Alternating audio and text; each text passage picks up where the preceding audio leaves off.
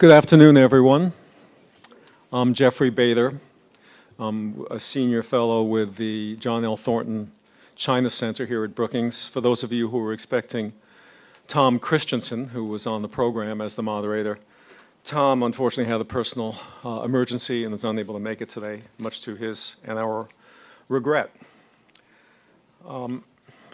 This event on understanding the U.S. pivot to Asia is sponsored by the John L. Thornton China Center and the Center for Northeast Asia Policy Studies at Brookings. The program will be available in audio and video on our website in about a day or two, for those of you who don't pay as close attention as you should.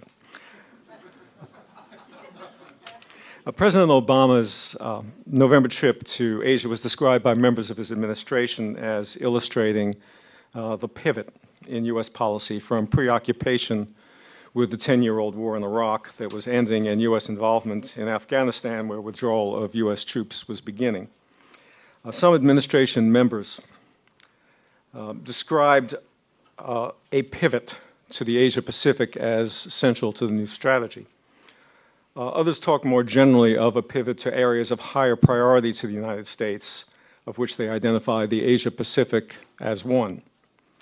The President's trip focused attention on the Asia-Pacific region, as such trips invariably do.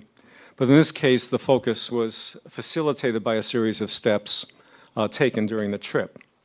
The U.S. joining the East Asia Summit and the President participating for the first time, highlighting of disputes over the South China Sea at the East Asia Summit and through Secretary Clinton's visit to the Philippines, announcement of an umbrella agreement on the Trans-Pacific Partnership, grouping 9 Asia-Pacific countries, the U.S.-Australia agreement to deploy U.S. Marines to Darwin, Australia on a rotational basis for joint exercises and training, and a dramatic opening to Burma, highlighted by Secretary Clinton's visit to that country, ending years of U.S.-imposed isolation. The media and some Asian observers chose to see all these steps as part of a blueprint for American containment, constraining, or pushback against a rising China. By contrast, administration explanations of the overall strategy and individual decisions emphasized U.S. objectives in Asia, the desire for a positive relationship with China, and specific rationales for each decision having little or nothing to do with China. The publication of a U.S. Defense Strategy report in January making clear the priority the U.S. places on the Asia-Pacific and on being able to overcome anti-access strategies of China and Iran heightened attention to the U.S. strategy. Today, our panelists will talk about these events, what they meant, what their purpose was, whether they represented a new policy, and what reactions have been in the United States, in Asia, and more specifically in China. Our speakers are well known to you, and you will have seen their bios on your way in, so I won't take time to spell out their considerable achievements. Our first speaker will be Ken Lieberthal. Ken is the director of the John L. Thornton China Center at Brookings and was my colleague at NSC in the late 1990s as Senior Director for Asia. Ken will talk about the overall purposes and objectives of the administration's Asia policy and challenges it faces in implementation. The second speaker will be Richard Bush, Director of the Center for Northeast Asia Policy Studies at Brookings and also a colleague of mine in the late 1990s as National Intelligence Officer for Asia and subsequently Director of the American Institute on Taiwan in Washington. Richard will speak about Asian reactions to U.S. policy. And our third panelist will be Jonathan Pollack, a Brookings Senior Fellow in the Thornton Center, expert on China, Korea, and the rest of Northeast Asia, and author of a wonderful book on North Korea, which I recommend to you all, who will speak about the Chinese reaction to U.S. policy. We will have Q's and A's after the presentations. Ken, over to you.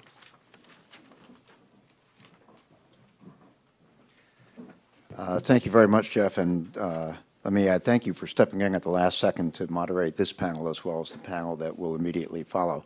I want to address 4 topics. One, the substance of the pivot, which Jeff kind of enumerated. I want to give a little gloss on that.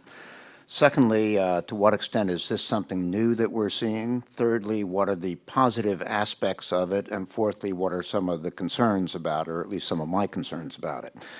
So let me run through each of those in turn. First of all, substance. There are 4 dimensions, I think, to the set of policies that the President laid out so clearly when he made his 10-day trip to Asia in November. First, on economics and trade, the focus here was on the Trans-Pacific Partnership. We'll be having a much more detailed discussion of that in the second panel this afternoon. Let me just note broadly, this is a multilateral platform that is being negotiated involving countries of the Asia-Pacific region. It is what I would call WTO plus. In other words, it encompasses a lot of the kinds of things in WTO, but adds things like labor standards and environmental standards that go beyond what's in WTO. What was, to my mind, distinctive here is that the President really focused on getting this negotiated and announced by December of 2012, I guess 1 month after the election this year. But it's a timetable that I haven't seen before.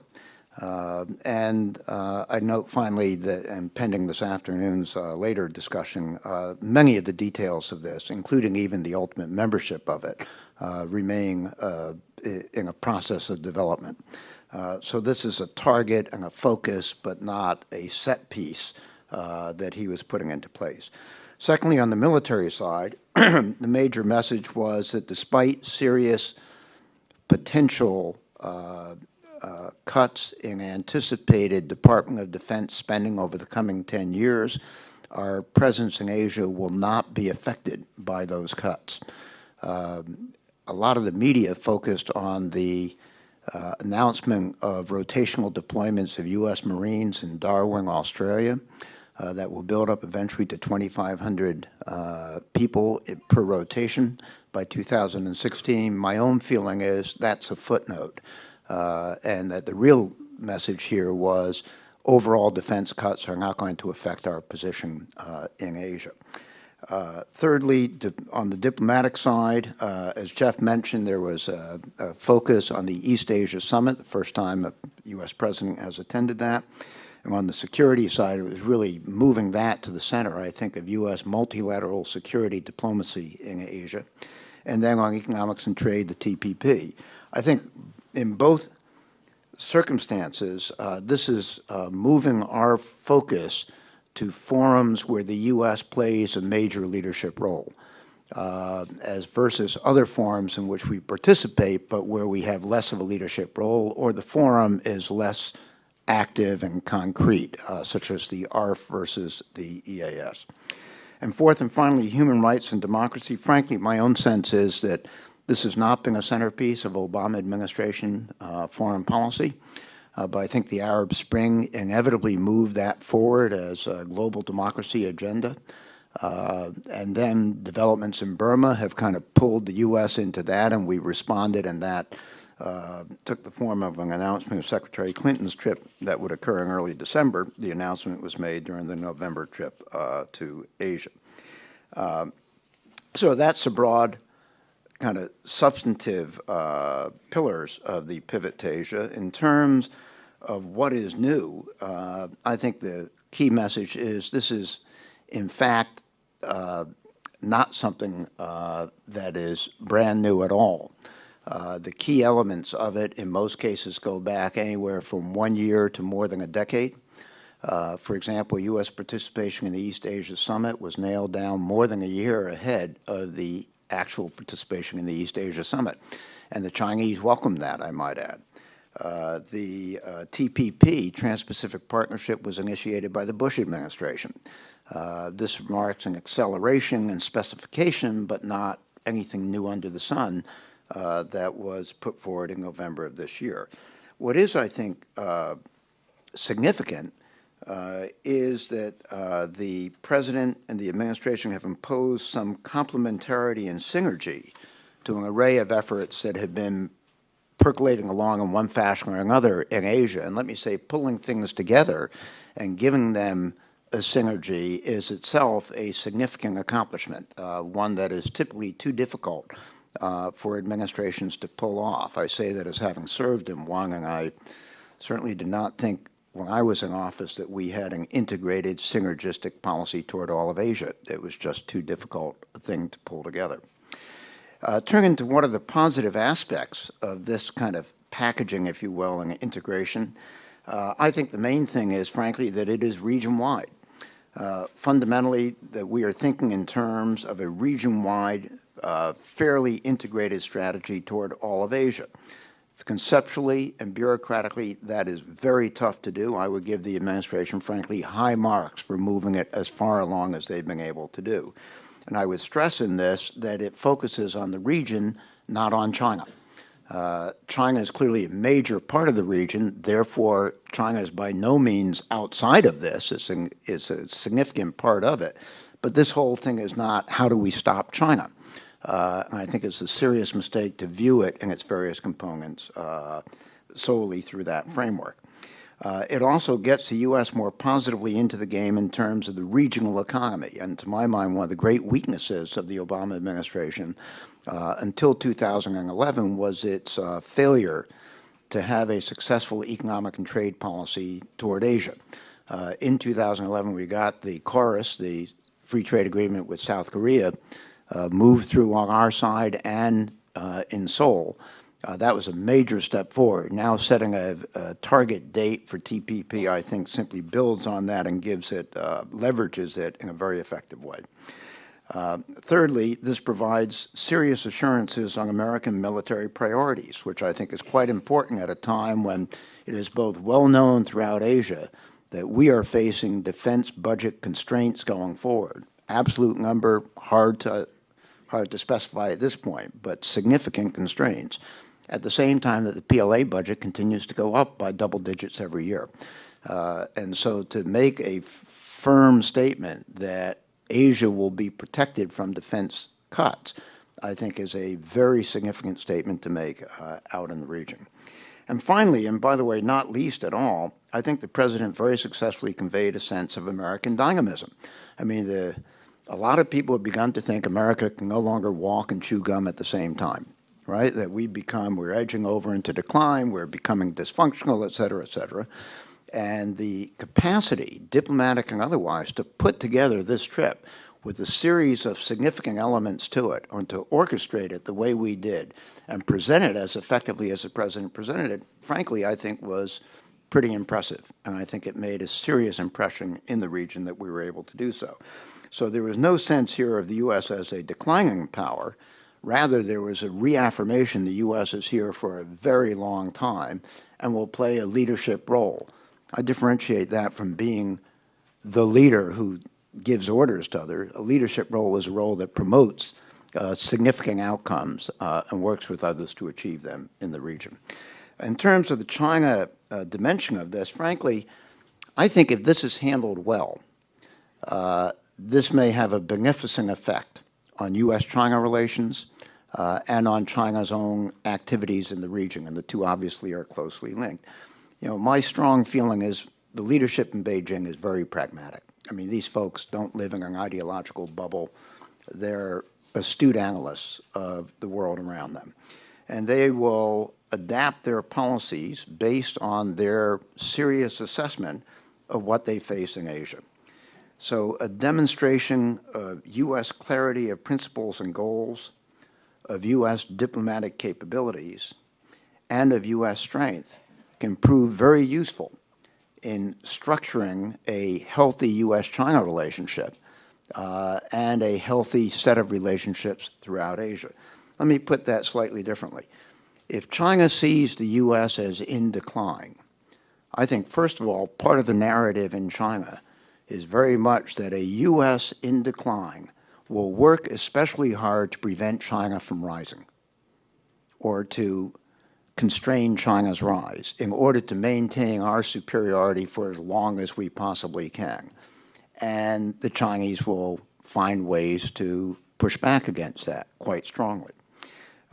So I think actually China seeing the U.S. as vibrant, affirmative, reaching out to China, effective throughout the region, is an image that actually creates more constructive Chinese behavior toward us and provides on our side more confidence to deal with China in a very constructive fashion.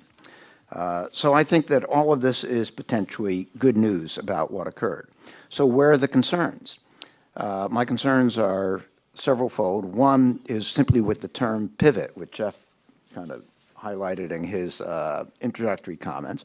First of all, pivot, if you think about the meaning of pivot, is not accurate to describe what we are doing here. Pivot suggests that, well, we were looking there, and now we're looking here.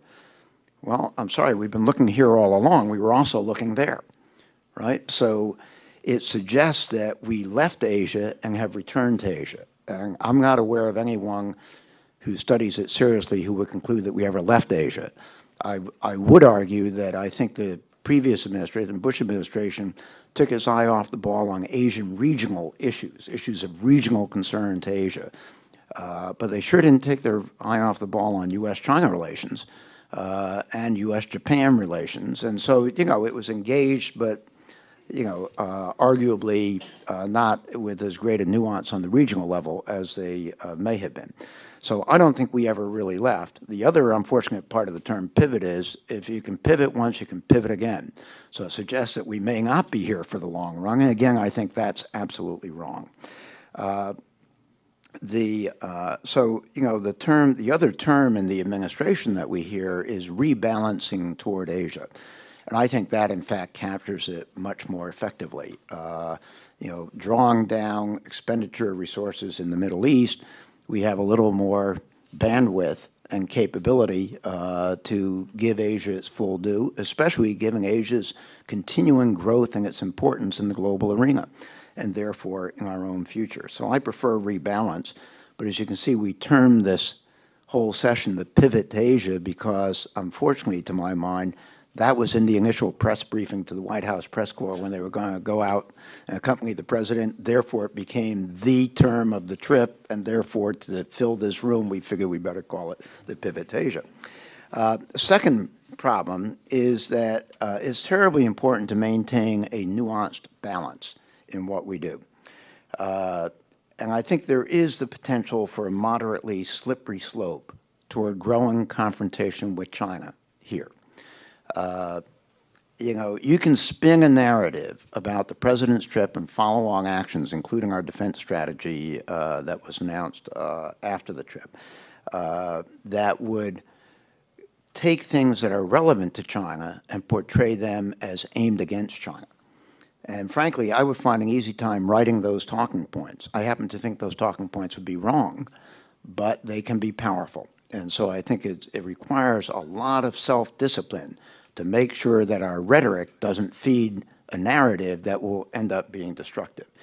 And in that regard, I have to say that my personal view is that there are somewhat distinct agendas in different parts of the administration related to this policy. Let me say, there are always distinct agendas in any administration related to any broad strategy. I see Doug Paul nodding his head yes. So Democrats and Republicans both agree on that broad statement. To my mind, the White House approach at its core is we need to fully engage China and also have the United States fully participate overall in Asia's regional dynamism. The latter is not against the former. The two are both extremely important, and we benefit from both. When I look at the State Department, I find a little more fully engaged China, but for the region outside of China, the engagement has more of an edge of warning the region to cohesively make it difficult for China to do bad things in the region. So there's a different edge to some of the rhetoric that I see from some in the State Department, out in the region and also back here. More of a resist China initiatives in the region rather than what I deem to be a somewhat different slant on that from the White House. And then thirdly, in the Defense Department, frankly, all of this is part of the battle over future resources for the Defense Department. Whose ox is going to get gored? What weapon systems are going to be procured? Will we build a new major bomber? You know, we don't need a new major bomber to take care of the Kuwait problem, right? So there are a lot of resources that are now up for grabs in the Pentagon, and there is a tendency among some there to explain why we need particular resources in terms of China, which is the most potent explanation you could come up with potentially out there. And then finally, overall, I think the credibility of our strategy is not assured. You have to keep in mind, as we say TPP, and China's welcome to join the TPP if it accepts, the principles laid out by the president and all that kind of thing, that the reality is for every country in Asia, its biggest trade partner is China, not the United States, right? So I see.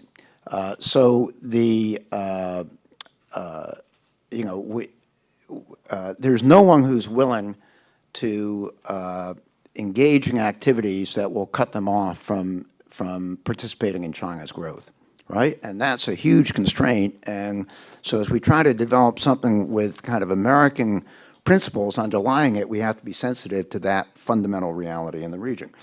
The President talks, I think, eloquently about U.S. democracy, but U.S. democracy right now, frankly, does not look very good in Asia.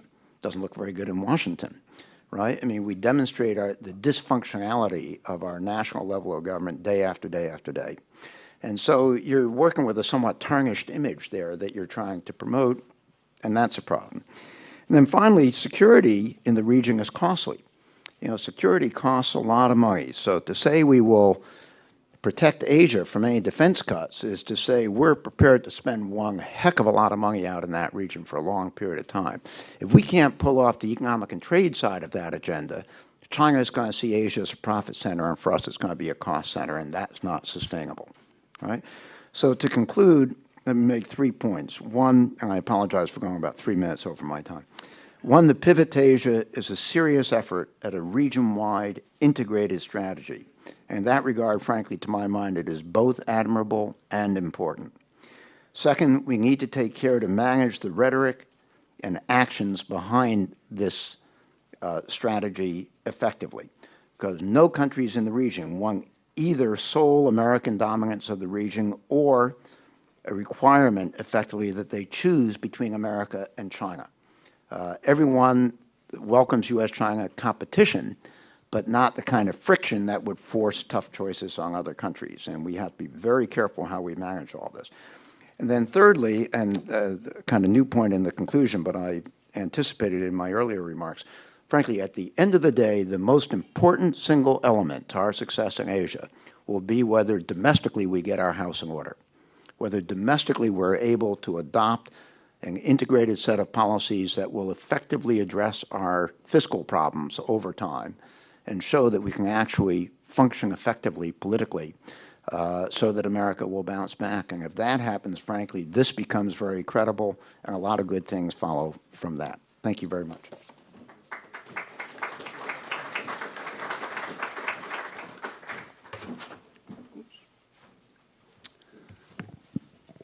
My assignment this afternoon is to look at the responses of China's neighbors to the pivot or rebalancing of U.S. policy. And I agree with a lot of points that Ken has made, but I'll still use most of my time.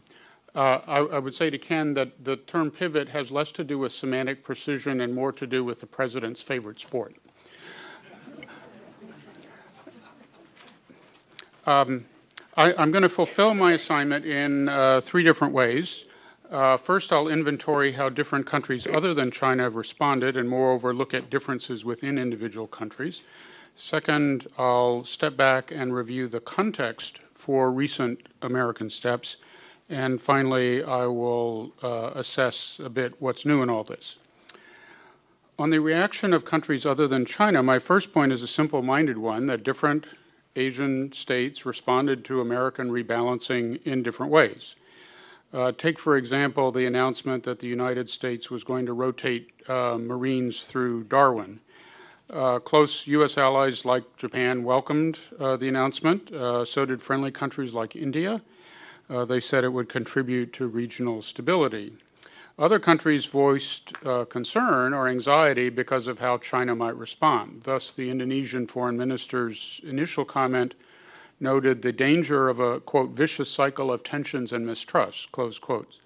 The Malaysian prime minister worried about increased tensions. Even Singapore's foreign minister observed that ASEAN states want to avoid getting, as he put it, caught between the competing interests of major powers. I don't think any of this should be surprising. Different Asian countries have different interests.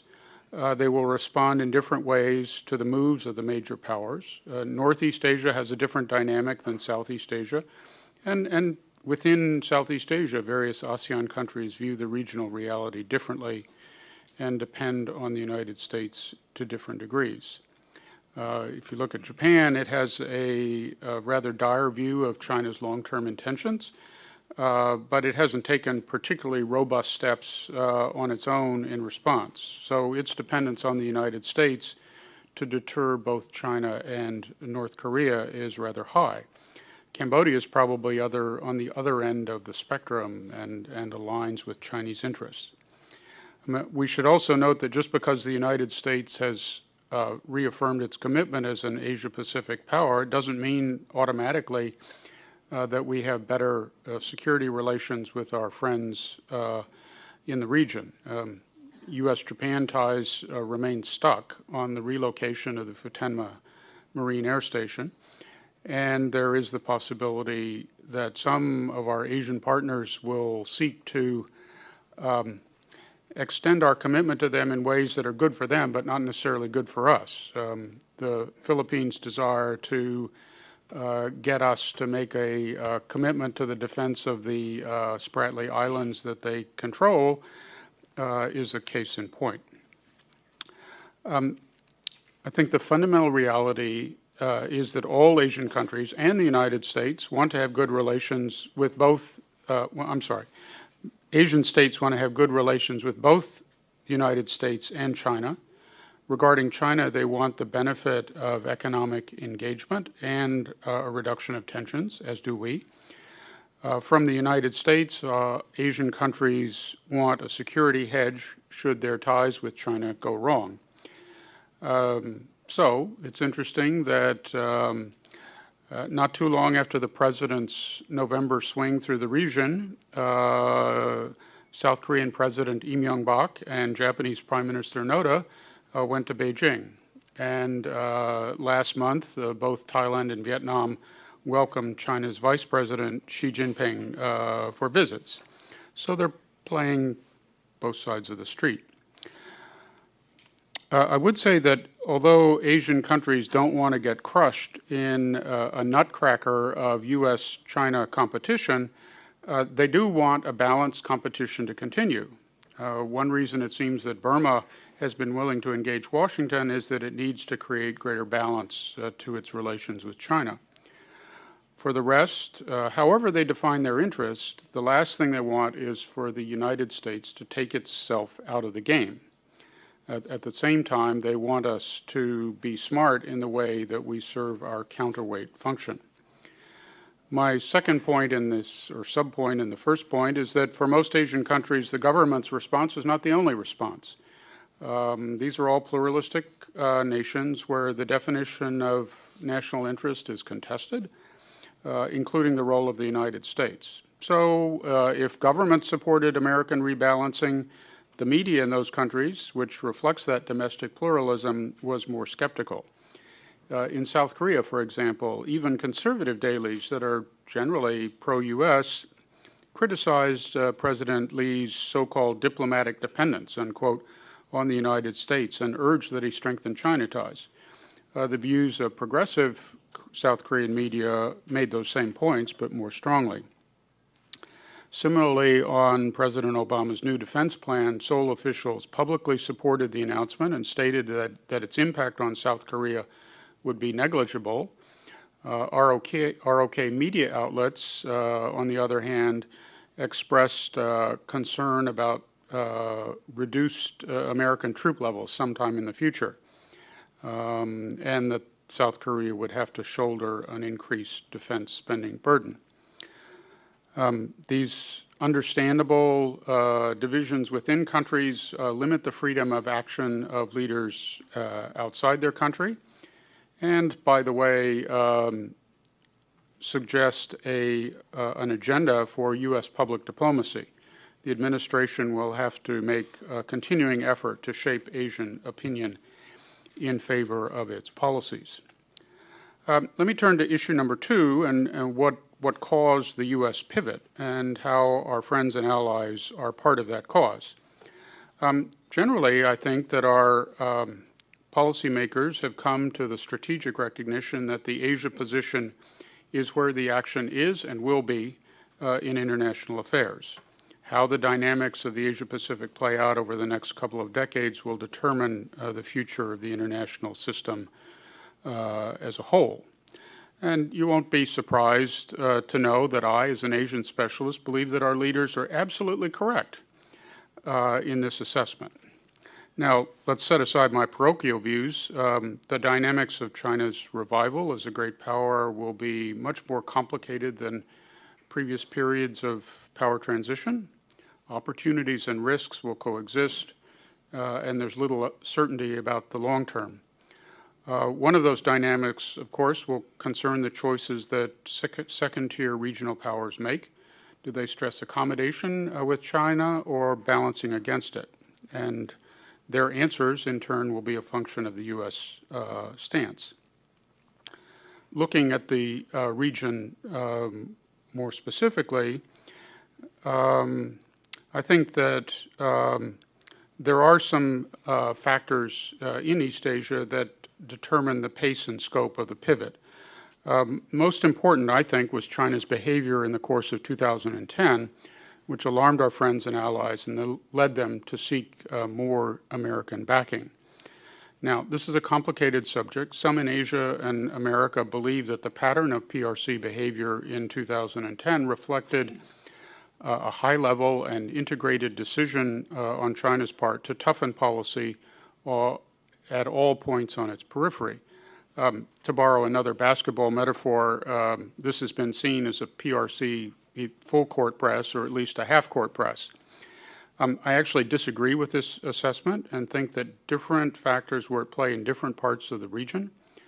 The shift in Korea policy at the end of 2009, I think, appears to have reflected a high-level change in policy in favor of active measures to ensure that the North Korean regime survived.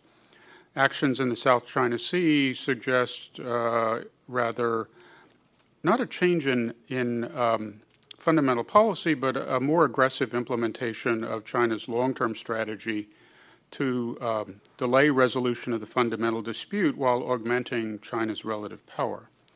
Also, there may have been failure in Beijing's command and control over the various Chinese maritime agencies that operate in the South China Sea.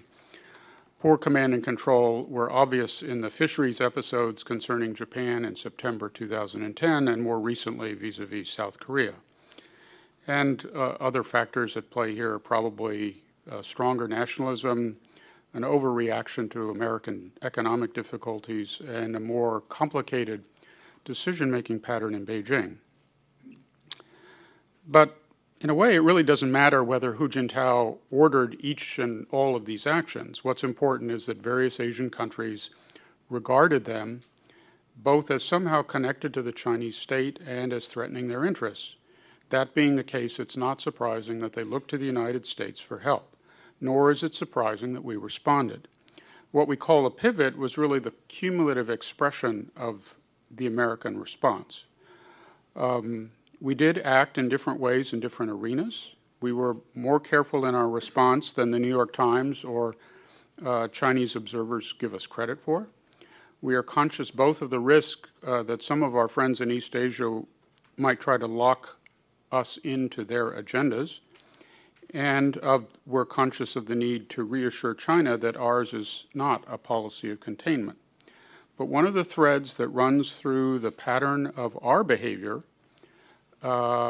is that the United States reacted to the response of our Asian friends to China's actions. There is, finally, the question of how new all of this is.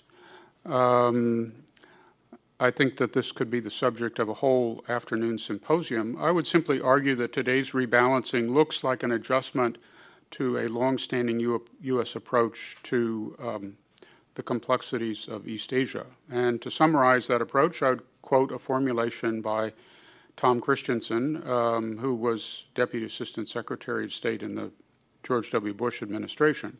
He wrote, quote, "Rather than trying to roll back or contain the growth of Chinese power, the United States has used the combination of a strong U.S. regional presence and a series of creative diplomatic initiatives to encourage Beijing to seek increased influence through diplomatic and economic interactions rather than coercion, and to use that increased influence in a manner that improves the prospects for security and economic prosperity in Asia and around the world." Now, I think Tom's conclusion is spot on. I would have said so if he had been able to be here today.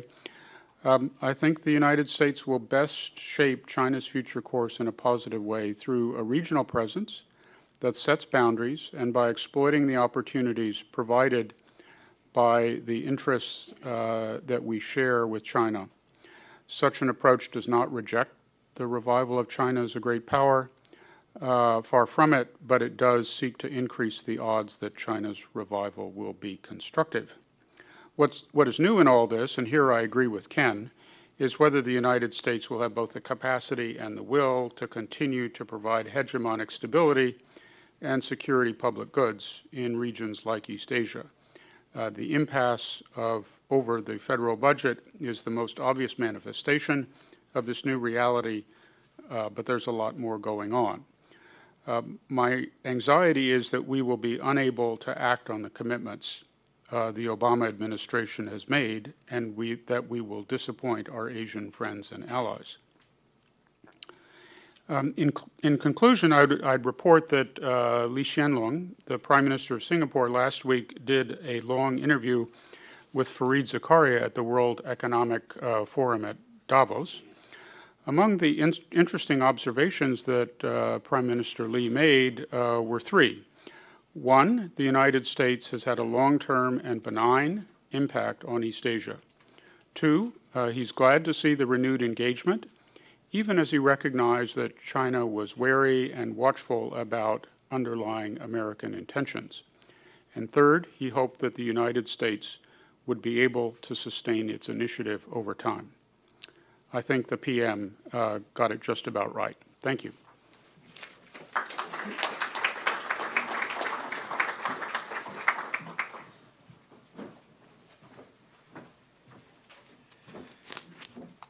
Well, I guess in all these sports metaphors, I get to bat cleanup here, at least for this panel. I'm going to try to address three topics this afternoon. The first is to examine some of the near to midterm effects on announced decisions coming out of the Department of Defense as one core component of this overall policy shift. Although Chip Gregson will talk, I think, much more authoritatively in a few minutes later about how we do understand some of these shifts. Second, to examine how these changes are being perceived or read in China, if you will, what some of the initial responses are from China, what we might anticipate in terms of either continuity or discontinuity in Chinese behavior.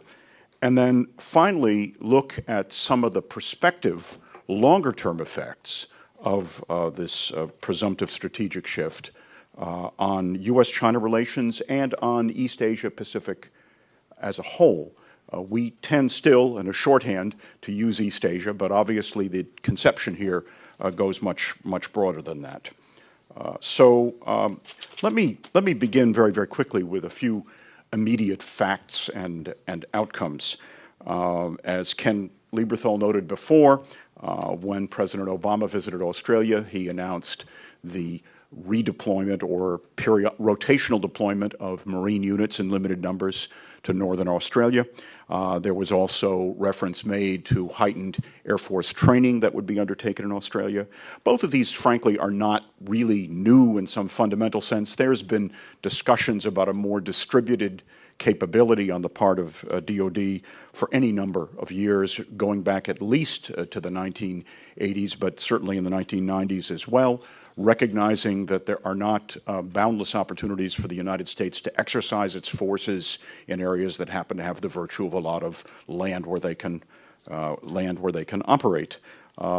Now, what's happened, though, since the president's trip, and even more since the enunciation of the new DoD document, is perhaps a bit more quietly, Secretary of Defense Panetta last week began to let some of the other shoes drop.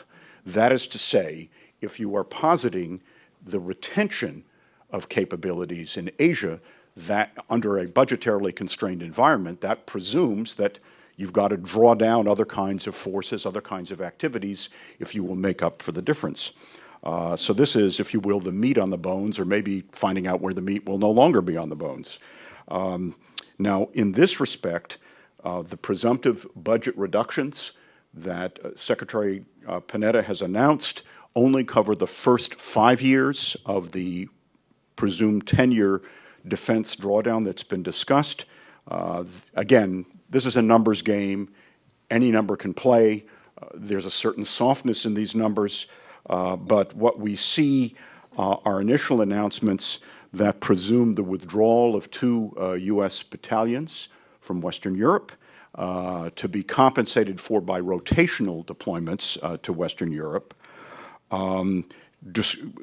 curtailment of pay and benefits for military personnel, elongating the production line for the Joint Strike Fighter, and again, although hinted at only now initially, a future round of base realignment and closure in the United States, which again is always an incredibly politically and budgetarily intense issue. Because then you're really talking about jobs, monies, institutional equities, and so forth, which are always a subtext of this process. So who wins these initial rounds in the budget battles, if I could be a bit cynical perhaps? What's striking is that we will retain 11 carrier battle groups, so no reductions in the carrier battle group presence, the presumption that the United States will have an undiminished role in maritime security as a whole. In addition, reference to heightened production of attack submarines and cruise missiles, including the possibility of a land attack cruise missile for submarines. There is, as Ken noted earlier, an initial green light for a new U.S. Air Force bomber. And although I'm unaware of detailed discussions coming from any Air Force personnel about this, this would presumably be a bomber that would compensate for the fact that the emergence of so-called anti-access capabilities will be inhibiting on the operations of U.S. carriers, potentially also affecting other U.S. capabilities. Therefore, you need something with longer legs from farther away that could handle a variety of roles and missions. Collectively, I would argue, these capabilities suggest a more offensive capability on the part of the United States in years to come, even as the United States retains its traditional maritime dominance.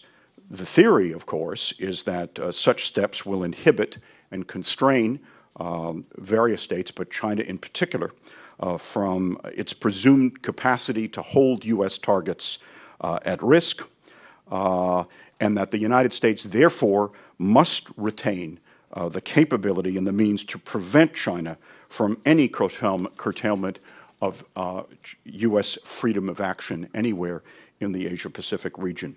This doesn't necessarily translate into an arms race, but in its maximal version, I would argue all U.S. taxpayers had better be prepared to open their wallets much more fully if this is the path we take. Now, will these effects have a measurable influence on Chinese priorities and strategies? This is question number 2. It may well be that some in Beijing, the more sober folks in Beijing, may be reflecting a bit on the extent to which some of their own behavior contributed directly to the heightened concern on the part of the United States for China's military augmentation. But I would say that in the near-term sense, most of what I have seen has been to affirm existing Chinese policy. In other words, at least, although there certainly are some commentaries that are sharper, but strikingly, more of the sharp comments coming from China these days has more to do with U.S. economic policy towards China rather than towards the strategic orientation in terms of military capabilities. In a near-term sense, this suggests to me that rather than sharp alterations in Chinese strategy, it will reinforce many of the developments that we have seen over the past few years that have caused heightened concern, in particular in the Pentagon, that the PLA's claim on resources would therefore likely to be sustained if it does indeed appear that the United States is embarking on a more offensive strategy, particularly in the West Pacific. So the whole question of, rather than altering China's policy directions, the very effort to deny China these options through coercive steps on the part of the United States may make it easier for those within the Chinese system who do in fact presume malign American intent. Now, done judiciously, I think we could see inhibitions on things the United States might undertake, but that China might undertake. But I think we need to proceed very, very carefully. Again, these are actions we are taking on our own as the Chinese take it on their own, and there is sadly a very, very underdeveloped set of discussions between the United States and China on these issues. There is at the same time, I think, real liabilities in the risks of an overly militarized U.S. strategy. Now, many would say if you look at the changes since the end of the Cold War, the predominant effort on the emergence of the Asia-Pacific region as a whole, and China in particular, in terms of its economic capabilities, that it seems odd to be thinking in terms of military measures. But let's recognize that for the last 10 years or so, the United States has been distracted, if at a minimum, by its military obligations in Iraq and Afghanistan that have drained the United States of enormous sums of money as well as enormous blood and sacrifice. So, as others have noted, this idea of shifting away from a focus on other parts of the world, hopefully being able to exit gracefully from these conflicts, may enable now a focus again on what is happening across the Asia-Pacific region. But I would say that there is an inherent risk that China's growing military power will be seen by some as, in essence, the means to save a very, very large U.S. defense budget and provide the United States, some would argue, with a much more singular organizing focus in its military strategy that it has obviously lacked since the demise of the Soviet Union. So we ought to be asking, on the part of the United States, power projection for what? What are we seeking to prevent? What do we fear? What is the message we are seeking to send to China? No state wants its freedom of action curtailed, but the question is whether or not we can achieve understandings with China that have a sufficient basis for mutual understanding and even a degree of restraint, as opposed to proceeding to a retreat to an undue focus on military operations as the defining point of our respective strategies. So there's a default option context that I think we need to examine very, very carefully. In a larger sense, it seems to me, these shifts reflect the Asia-Pacific region's uneasy transition, where words and budgets aside, neither the United States nor China have the means or methods to exercise unconstrained domination. As Richard has pointed out, so much of what has happened here has been this effort to relink to American friends and allies in the region, and I think that that makes a great deal of sense. But no one power has an ability to dominate so comprehensively that they can't look at the responses and the capabilities of others as a factor. There is, of course, in Beijing a lurking suspicion that the United States is not reconciled to China's comprehensive emergence as a major power. But as I noted before, many sober voices in China recognize the extent to which Chinese behavior and China's own pattern of weapons acquisitions has contributed to this process. Much of this, of course, as seen by the United States, is more uncertainty-driven than anything else. Recognizing the difficulties and challenges if the United States is going to be able to use its power in ways that are comparable to the past. This suggests to me an imperative need for a much more serious set of discussions between the United States and China. We both need to avoid speaking in code. We don't want this relationship reduced to simply a military-to-military competition that fails to recognize the enormous stakes that both countries have in a, if you will, a competition, but a competition that is realistically bounded, to establish rules of the game such that neither the United States or China finds themselves in a situation not of their choosing. We are not there yet, and a caution flag, it seems to me, is warranted on where current decisions and policy changes might lead us, less by preference or design and more by default. Are we really talking about the unavoidable stresses and growing pains in the transition path to a very, very different kind of region, where neither country finds itself joined at the hip, but where the interconnections between the United States and China are profound and makes the stakes of any kind of heightened tensions much higher. Finally, I would observe that in this, all the references to pivot and so forth, it's not a term that I like either. Super tankers don't pivot. Neither do aircraft carriers. They are not nearly that nimble, if you will. They lumber along. They may shift their course slightly, but we need to bear this in mind as we look ahead. The dual U.S. policy challenge is that we obviously need to build with others a new conception of a political, economic, and security order in the Asia-Pacific region, both with allies and with ascendant powers, and that's not just China.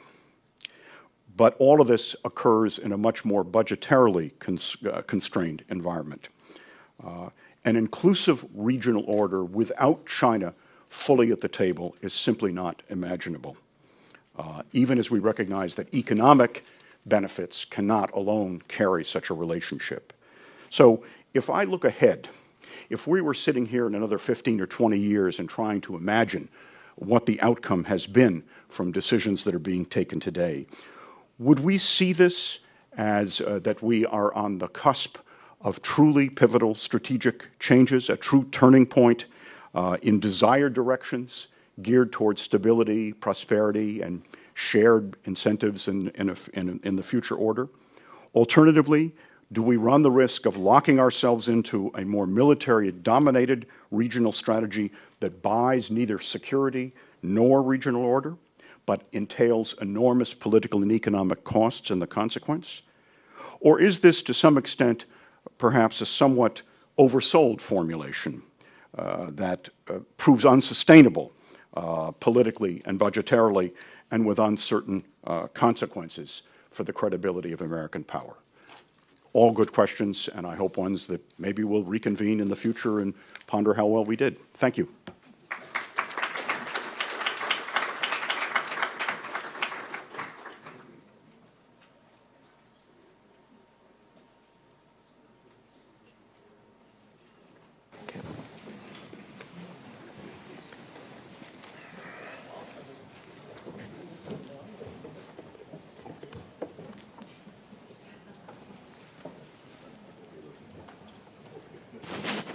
Thanks. I'd like to thank my three colleagues for three excellent and provocative presentations. I'd like to ask the first question to whoever wants to take it, perhaps Ken, but others can join in. It's kind of a series of related questions. Ken, you mostly had praise for the specific steps that the administration took in the last few months. You implicitly had some, or explicitly had some problems with some of the messaging. Were there any steps that the administration has taken in the last 3-4 months that either you or other members of the panel would not support? And if you'd care to expand a little bit on your thoughts on the public messaging, which I think Jonathan was, I think that was an undercurrent of Jonathan's remarks, that was problematic. And last related question is, do you think that the U.S. presidential election had anything to do with either the steps or the messaging? Over to you guys. Ken? I want to take the hardest one first, which is your last one. Yes. I think, this is a political season, and so it's not surprising that the realities of going into an election year would encourage the administration to package this November trip in as integrated, comprehensive, and dynamic a fashion as they can. It is, this was in the days leading up to the announcement that the Select Committee on the Hill failed to reach any agreement whatsoever. And the president was out of town for the last 10 days before that failure was announced. So I think he must have felt it was the better part of wisdom to make those 10 days really count in terms of messaging. On the specific steps, no, in fact, there's nothing that we did that I think was the wrong thing to do. And I think actually where I have a problem with the messaging side is, as I kind of implied in my remarks, it's more with what the Secretary of State was doing while the president was traveling. She joined him for part of the trip, but did her own stop in Manila. And I think if you go back and look at what she said on her trip and what the president said in their respective public remarks, you find that there is some daylight between them. And the Secretary of State was generally, tougher than the president, more closely, for example, talking about the West Philippine Sea and things that, just stuff that kind of suggests there's a real taking sides here. And the president, I thought, was very careful not to make those suggestions, although some of his rhetoric, especially in Australia, came close. I thought, nevertheless, the secretary went farther, and I thought, frankly, personally, that was unfortunate. Richard, John? I'm glad you raised this question, Jeff. It warrants notice that much of these shifts in strategy, particularly from the point of view of the Defense Department, represent a kind of an out-of-cycle review. The shelf life on some of these documents coming out of the Pentagon seems to be getting much more attenuated, and it seems a very different time that back in 2009, Secretary of Defense Gates castigated so many in the Pentagon for what he referred to contemptuously as future war-itis. We seem to be back in that domain now, looking, maybe not unreasonably, at what are the kinds of capabilities you think you need to acquire looking ahead. But I think that the fact that this is all occurring in an election year is no accident. Quite the contrary. I think it really highlights the extent to which, even if this did serve a major purpose in relation to perceptions of the United States in the region, it also has a utility in U.S. domestic politics as well. We'll take questions from you all. We can wait for microphones, and we'll first row. Yeah, if you could identify yourself and your organization, please. Thanks. I'm Garrett Mitchell, and I write the Mitchell Report. And I want to ask about two elements of this scenario that we didn't spend much time on. The first is, and it's in the context of sort of imagining, looking out a decade or two from now, what might the configuration look like? The first piece of this is something that was articulated in a book a couple of years ago by Bill Emmett from The Economist, in a book called The Rivals, in which he noted that this would be the first time in history that Japan, China, and India were essentially world powers or competing world powers, all sort of coming into that at various, admittedly in various speeds and size, and that the potential for regional competition among those three is at least as significant as the ostensible potential between the U.S. and China. So that's one factor that I'd be interested to get your reaction to. The second is noted in the Economist's cover story this week on China about the paradox of prosperity, and a spate of articles that have been written in the last month or two about China and Asia, in which, as The Economist puts it, the paradox of prosperity in China is that in order for China to continue its economic success, it will have to face political changes that are inimical both to the Chinese philosophically and also, arguably, to the engines of growth themselves. So I'm interested to know whether I'm interested to get your reaction to either of or both of those, the regional competitive piece and the domestic political piece. What's the salience of either of those, and what's the likelihood that those could be game changers? Anyone? Well, why don't I take a stab at the regional piece? I think one of the ironic, but I think potentially helpful aspects of these shifts in strategy is to give regional actors, not only the major regional powers, but also the middle regional powers, a different set of incentives for relationships and understandings vis-a-vis one another. That, I think, would be widely endorsed, or ought to be widely endorsed by the United States. I think we need to remember that however central the United States may like to see itself, excuse me, in Asia and elsewhere. Indeed, it was fascinating to see in President Obama's State of the Union address, he trotted out the line used by Madeleine Albright years ago about America being the indispensable power. Perhaps we are, but I think that in a relative sense, and this isn't to bemoan these changes or to say that this makes the U.S., puts the U.S. in a situation of decline, in a relative sense, the capacities of others are going up. We have ample incentives to cooperate with all of them, but even more important, if a true regional order is to be built, that's going to be something that falls much more on their respective hands than for the United States designing it from afar, if you will. That would be my thought. I don't know if anyone wants to tackle the domestic issue, but...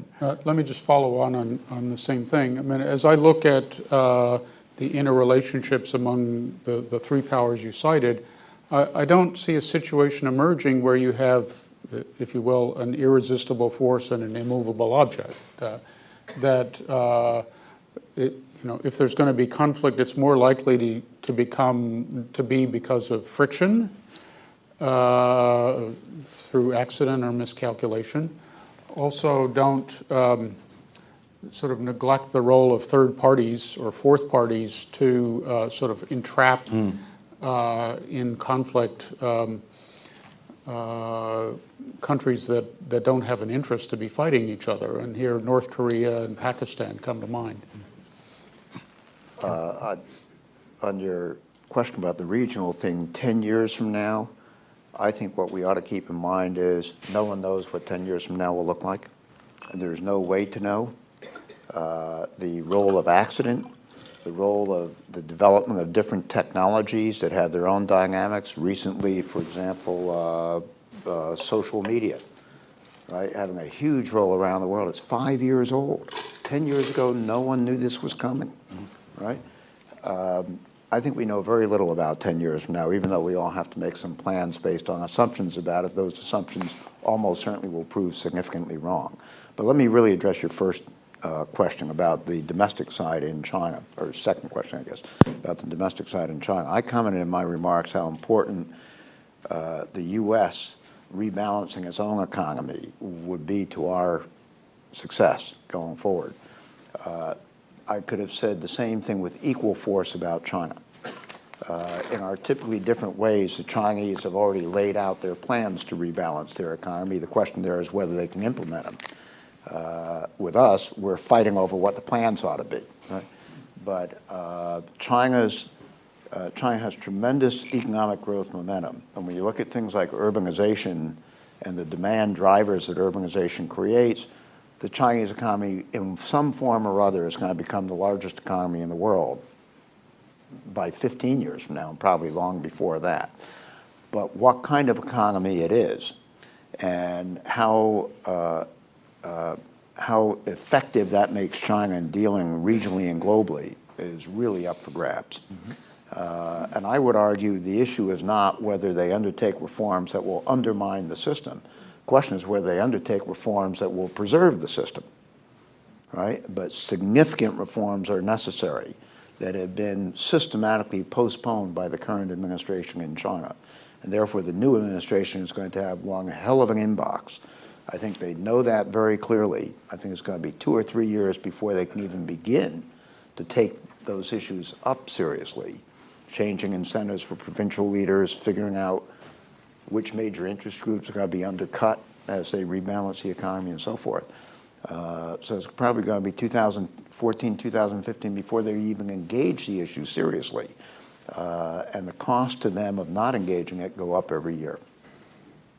If I could just add, there's some theorists of international relations who like to talk about regional hegemony and sort of take the U.S. experience, historic experience in Latin America as a model for what China may wish to do in East Asia, sort of a Monroe Doctrine for Asia. I'm not sure who the Chinese historic figure is who correlates to James Monroe. Monroe Doctrine. But I think the question you've asked implicitly demonstrates how inapt that historic analogy is. The notion that Japan, that India, I think you can add to that list Indonesia and Vietnam, would accept some sort of subordination of their national interests or some kind of bandwagoning with China, with a rising China, and become part of some bloc dominated by China, I think is contrary to everything we know about these countries' history. Chris?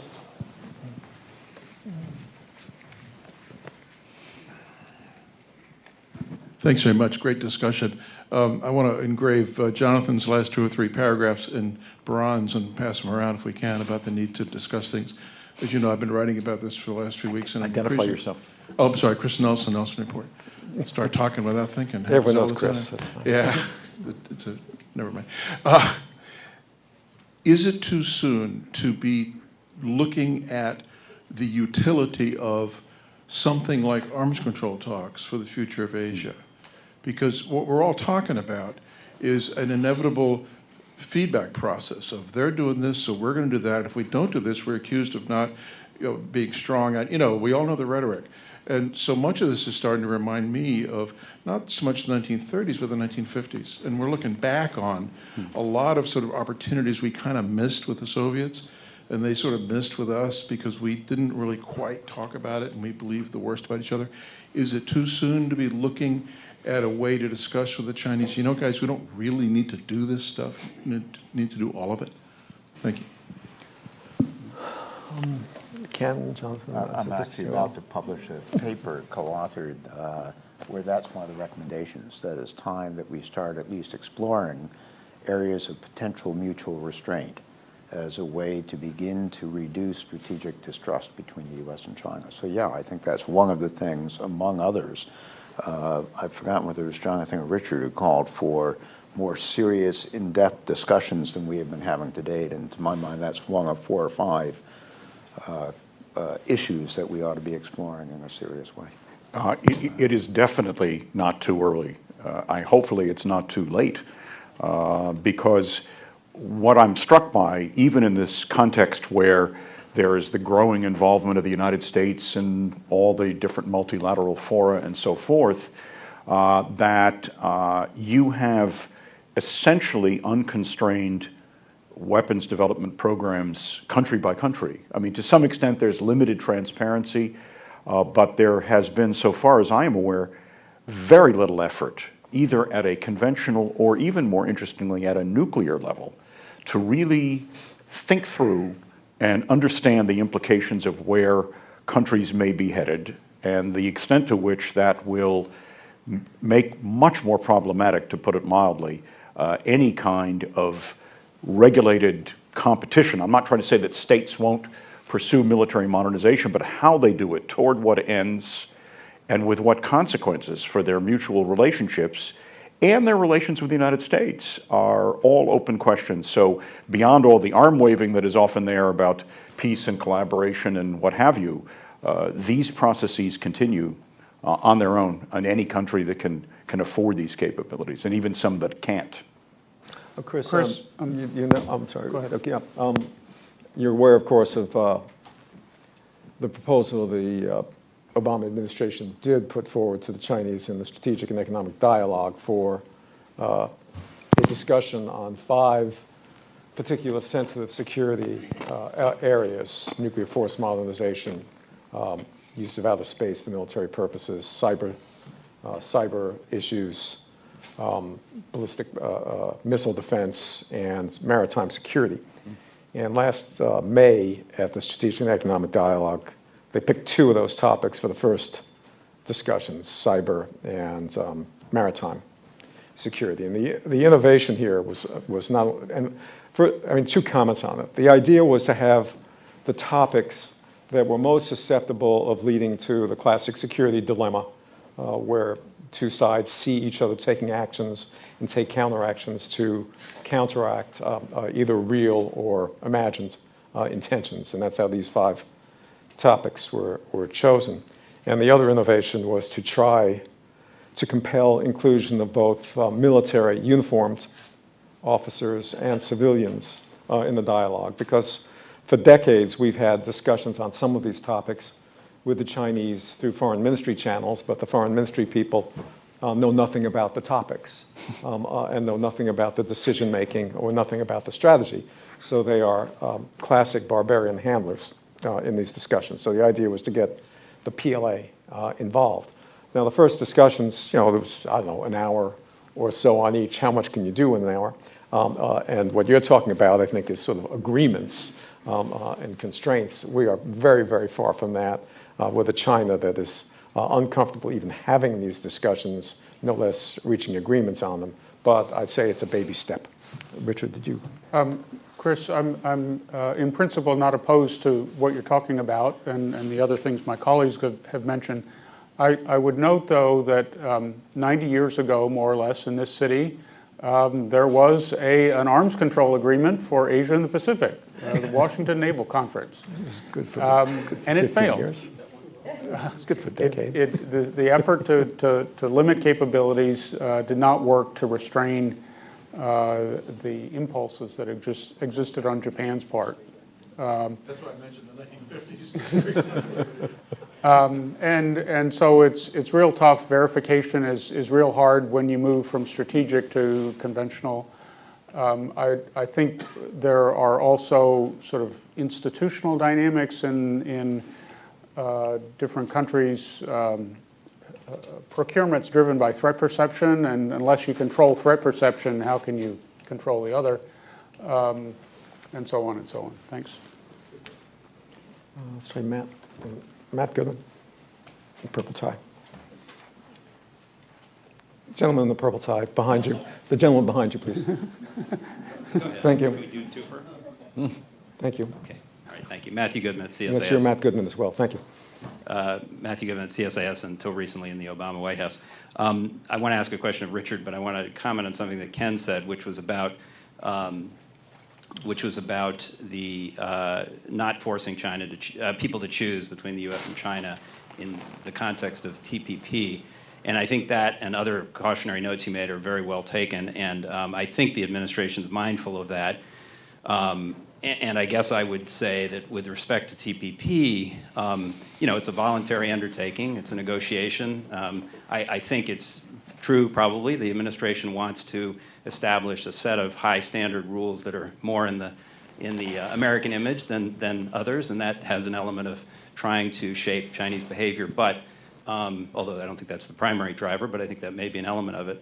But it is a negotiation, and so we'll push and prod. They'll push and prod and resist, and we'll come out somewhere in between. So I don't think the people who are participating in TPP are, reluctant or worried about, the China thing. There was a long queue of countries outside the door trying to get into that room. So I think, it's a little more. I mean, it's a good point to be mindful of, but I think it's not so operational in the TPP context. The question for Richard is, you expressed anxiety about follow-through, and I share that anxiety. What would some of the elements of important follow-through be in your view to show that this rebalancing, which is probably the right word, although it does have 2 extra syllables, which is inelegant, but that would follow through, and what sort of metrics would you use to measure whether follow-through had occurred? I guess the main one is the one that Ken mentioned, is that over time we get our domestic house in order and restore the pillars of our national power, which we've allowed to atrophy. And sustaining a reasonable defense budget and with smart procurements is only one part of that.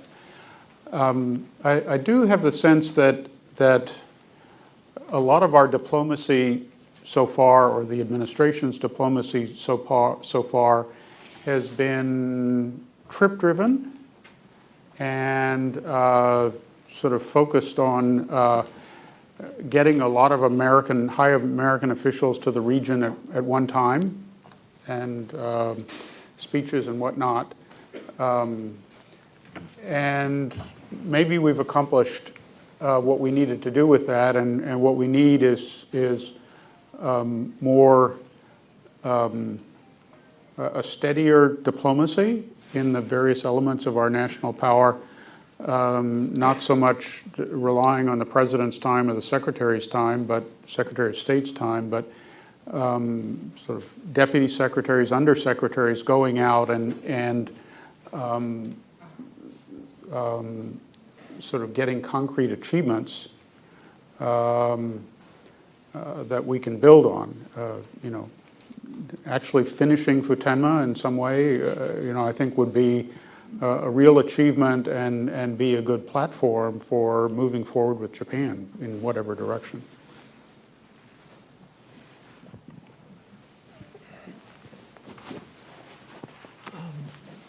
Nadia. Hi, Nadia Chao with the Liberty Time, Taiwan. I think the President Obama in his State of Union address, mentioned China 6 times, but majorly on economics. And yesterday, the deputy, national advisor also mentioned the major differences between U.S. and China is economic issue. And right now, the AIT chairman, Raymond Berhart, is talking about beef in Taiwan. I'm just wondering, during the election year, is U.S., Obama administration is ready to play hardball with the Asian country on economic issues? If that's so, what the tools, extra tool U.S. have? And does U.S. worry about the counterbalance or pushback, since most of the Asian countries also have their own domestic pressure on economic growth? Thanks. Richard, do you want to start? Why don't you take that? Looking just at Taiwan and what my friend Ray Burkhardt is doing, I would say that actually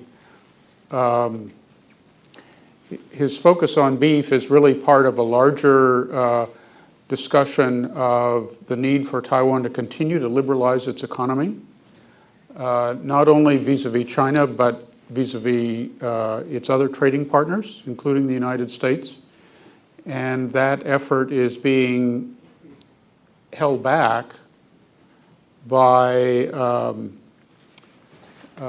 problems on specific issues. something on We need to move those specific issues out of the way so we can get shift in to thinking on China. what is really important in our economic relationship.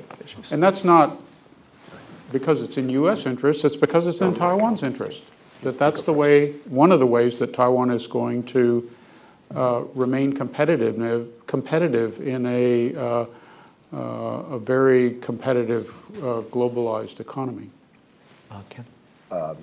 I think in a time of global economic stress and in a time of elections and successions, and especially in Asia, when you think, Asia Pacific, it's the U.S., China, South Korea, Taiwan, Russia, conceivably Japan, all this year have a national level election or succession, that inevitably protectionist forces rise. And I think President Obama's actions, what he mentioned specifically in the State of the Union message, was that he is establishing an interagency group to really focus on rigorous implementation of trade policy. Not new protectionist measures, but rigorous implementation of trade policy. I think, frankly, that's a smart idea. First of all, where other countries aren't playing by the rules, we should hold them to account. We've got an economy in stress, and we ought to, implement our policies rigorously in accordance with our national obligations. But secondly, it also is a way to make less likely more severe and less helpful measures from being taken in a politically tough year. So I think that's really what I was talking about. Frankly, with specific respect to China, my own read, Jeff would know better, but I'm not going to put him on the spot. My own read is that the president is genuinely very angry at China's not playing by the rules, at domestic subsidies and all kinds of other things that put U.S. firms and other global firms at a disadvantage and work to China's unilateral advantage. So I think he's very serious, but I don't think he's proposing a whole set of new protectionist measures. He's saying, I'm not going to shy away from vigorous implementation of what's on the books. And frankly, I think that's a correct policy. If I could just add, first of all, Ken obviously is channeling me here. What he said is an absolutely correct description of how the president views Chinese economic practices. If you look at what Secretary Geithner had to say the other day in Davos, where he was asked a question by Fareed Zakaria about China, and he dove directly into precisely the points that Ken made about Chinese subsidies, Chinese industrial policy, and the imbalances and dysfunctions these are producing for the world economy. I think that then look at what Governor Romney has been saying about China. Look more recently at what the chairman of the House Ways and Means Committee said about possible legislation on countervailing duties against non-market economies, specifically China. I think that there is something of a shift going on in the way American business, American political class views the Chinese economy. I guess what I would say is the stagnation of reform in recent years, and there are real risks of the world moving in a very protectionist direction towards China, not because of elections, but because of Chinese practices. I don't put a November timetable on it, but this is a reality that is not going to go away unless China takes more seriously the concerns of other countries. Let's take the gentleman in the middle there. Thank you. Dong Huiyu with the China News Review News Agency. My question is, how significant will the upcoming visit by Chinese Vice President Xi Jinping be for the U.S. government to assure the new generations of Chinese leaders that the U.S. pivot to Asia is not trying to contain China? what do you expect from Vice President Xi? Do you think he will be more aggressive and stiff, or more practical or flexible to deal with the U.S.? Thank you.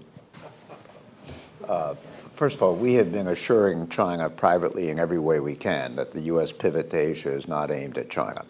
So I think the Xi Jinping visit should be seen in that context. This is not the first time we have a chance to talk to top Chinese officials about this issue. Secondly, in terms of Xi's own attitude, he laid that out a couple of weeks ago, where he really stressed the need to have a positive, win-win kind of relationship with the United States. So he's teed up this visit in very positive terms. Thirdly, I think the real purpose of the visit, or at least my own view is the real purpose of the visit, is to get Vice President Xi around to meet with our top cabinet officials and with the president, because after all, he is going to become the head of China. And so I think it's an opportunity for him to sit down with President Obama, with Secretary Clinton, I assume Secretary Geithner, Secretary Panetta, and so forth, and really begin to get a personal relationship or set of relationships going with a certain comfort level to it. I agree with you. I think we have time for one more question before the break, and then we're coming back for another panel. Over here. Hi, I'm Jonathan Broder from Congressional Quarterly. I'd like to go back to the earlier discussion a little bit about India. In the Defense Department's white paper that came out earlier this month, they spoke specifically about the United States wanting to, as part of the pivot toward Asia, developing a long-term strategic relationship with India. Now, you talk to different people around town and you get different descriptions of what this long-term strategic partnership would entail. You know, talk to people on the Business Council and they talk about endless U.S. arms sales and business with India. But also they talk about more than just a partnership. They talk about an alliance, very much with India acting as a counterweight toward China. Who are these people? And I don't know these people. But then you talk to people from, at the Indian embassy, and they have a lot of reluctance to describe themselves as an ally of the United States. What I'd like to ask Jonathan, and if any of the others have anything to add, is what can one realistically expect from this partnership, between this long-term strategic partnership with India? I think the challenges of building and sustaining a strategic partnership of the sort that some believe is possible with India will be nearly as great as those involving China.